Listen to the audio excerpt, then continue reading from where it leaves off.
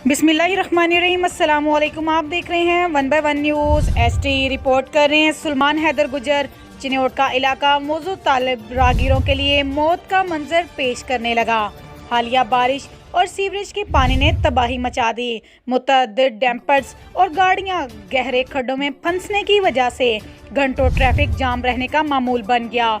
राहगीरों का कहना है कि हम हर रोज अपने बच्चों को स्कूल छोड़ने के लिए मोटरसाइकिल और रिक्शों का सहारा लेते हैं, लेकिन जब मौजूद तालिब के मुकाम से गुजरते हैं तो गहरे खड्डों में मोटरसाइकिल और रिक्शे फंस जाते हैं, जिसकी वजह से स्कूल लेट होने की वजह पे हमारे बच्चे वापस घर लौट आते हैं। हमारी डिप्टी कमिश्नर चिन्योट आसिम जावेद और महकमा हाईवे से पुरजोर अपील है कि इन खड्डों को हंगामी बुनियादों पर भरवाया जाए ताकि मुसाफिर मजीद जलील और रुस्वा होने से बच जाएं।